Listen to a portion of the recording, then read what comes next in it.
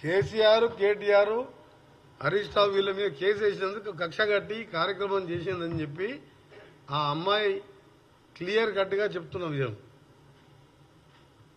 సామాజిక కార్యకర్తకు ఎవరు ఉంటారు ఆయనకు శత్రువులు చెప్పండి మీరు? ఆయన ప్రజాధనం 1,00,000 కోట్లు దోసుక తిన్నారని చెప్పి కోర్టులో సీరియస్గా ఫైట్ చేస్తుండ్రు. ఇంత అన్యాయంగా ఎక్కడ చూడలే. అదొక టీఆర్ఎస్ పార్టీకే. ఆ రోజుల్లో నీళ్లు పోసుకొని పెట్రోల్ లాగా యాక్టింగ్ చేసుకుంటూ అగ్గిపెట్టి దొరకలేదని చెప్పి అమాయకులని ఆ రోజు అమాయకుల యువకులనికి చావడానికి కారకులైండ్రు. ఆ తర్వాత తెలంగాణ ఇంతమంది చనిపోతున్న కాంగ్రెస్ పార్టీ 4 కోట్ల మంది సకల జనుల సమ్మె చూసి తెలంగాణ రాష్ట్రాన్ని కాంగ్రెస్ పార్టీ సోనియా గాంధీ గారు ఇస్తే దాన్ని దళిత ముఖ్యమంత్రి అని చెప్పి రకరకాలుగా ప్రజలను మోసం చేసి అధికారంలోకి వచ్చి 10 ఏళ్ళు దోసుకొని ఆ దోపిడి బయటపడుతుంటే ఓర్వలేక హత్యలకు దిగజారిందంటే సిగ్గుతో తలదించుకోవాలి. వీళ్ళు నిజంగా ఈ తెలంగాణలో ఎట్లా పుట్టినా అర్థమవుతలేదు. మీరు పోయిన ఎన్నికల ముందు చూశాను, వామన్ రావు గారు అడ్వకేటు వాళ్ళ వైఫ్ నడి రోడ్డు మీద డే టైం మర్డర్ చేసిండ్రు. మర్డర్ చేసిన వ్యక్తి ఎవరో అందరికీ తెలుసు. అక్కడ అతని మీద కేసు పెట్టకుండా సిగ్గు లేకుండా అతనికే టికెట్ ఇచ్చింది, మళ్ళీ ఎమ్మెల్యే టికెట్. అక్కడ ఉండి ఆ రౌడీజం, మైనింగ్, శాండ్ మైనింగ్ అన్ని మాఫియాలు తయారు చేసుకుంటూ అక్కడ శ్రీధర్ బాబు గారిని కూడా ఆయన ఎవరు జోలికి పోయే వ్యక్తి, ఆయనను కూడా హత్య చేయించే ప్రయత్నం చేసిన వ్యక్తికి మళ్ళీ ఆయనకే టికెట్ ఇచ్చిండు. దేశమంతా రాష్ట్రం అంతా కోడే కూసింది. వామన్ రావు భార్య భర్తల హత్య కారకులు ఎవరు, ఆయనకే టికెట్ ఇచ్చిండు.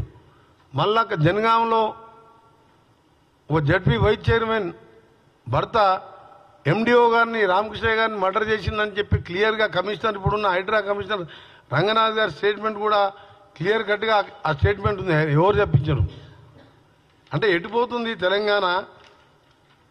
దీనికోసమైనా తెలంగాణ మనం తెచ్చుకున్నది. ఈరోజు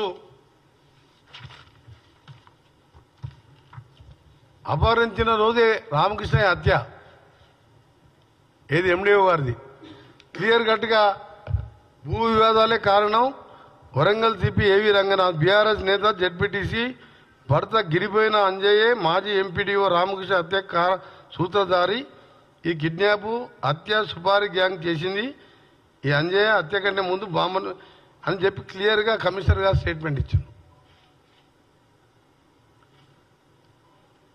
ఈరోజు ఓపెన్గా గండ్ర వెంకటరమణారెడ్డి గారు ఆ రోజు మా పార్టీలో గెలిచి అమ్ముడు పోయి మళ్ళీ వాళ్ళ భార్యని టీఆర్ఎస్లో జడ్పీ చైర్మన్ చేసుకొని ఇవాళ కేటీఆర్, కేసీఆర్, హరీష్ రావు మాటలని ఒక మంచి వ్యక్తిని హత్య చేయించడాన్ని తీవ్రంగా ఖండించడమే కాదు, మేము ప్రభుత్వాన్ని కూడా డిమాండ్ చేస్తున్నాం. ప్రభుత్వంలో మంత్రిగా అలాగే ఒక తెలంగాణ వాదిగా, ఎందుకంటే ఇది మంచి పద్ధతి కాదు.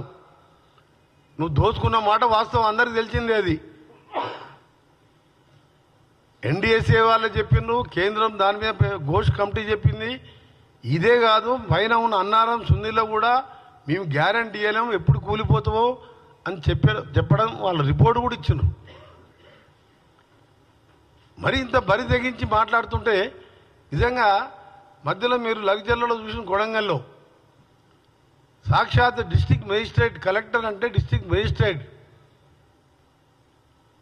ఆయనని కేటీఆర్ గారు ఎవరైతే దాడి చేసిన సురేష్ అనే రౌడీ షీటరు 72 సార్లు ఫోన్లో మాట్లాడి అక్కడున్న మాజీ ఎమ్మెల్యేతో కలిసి కలెక్టర్ని కూడా దాడి చేసిండ్రు.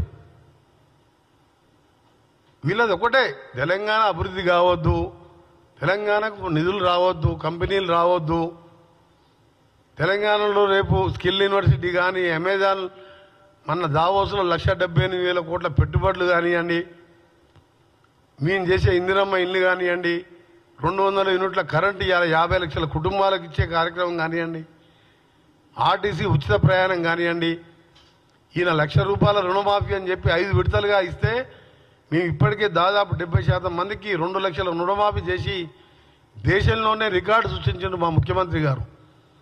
ఆర్థిక పరిస్థితి బాగాలేకపోయినా ఆయన పౌడర్ సోకులకు ఆయన హంగామాలకు 7 లక్షల కోట్లు అప్పు చేస్తే 6,000 కోట్ల మిత్తి కట్టుకుంటూ 15వ తారీఖు వాళ్ళు జీతాలు ఇచ్చేది. పెన్షనర్స్కు ఎంప్లాయీస్కి మేము 1వ తారీఖే శాలరీస్ ఇస్తున్నాం.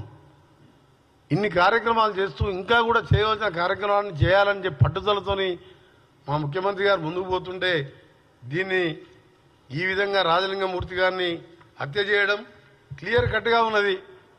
హరీష్ రావు గారు ఇప్పుడు ఏదో టీవీలో చూసినా నాగాన్ సార్ కృష్ణా నీళ్ళ మీద మాట్లాడుతున్నాడు. ఏమేమో నువ్వేమన్నా మనిషి మానవత్వం ఉందను, మానవత్వం ఉన్న మనిషివేనా?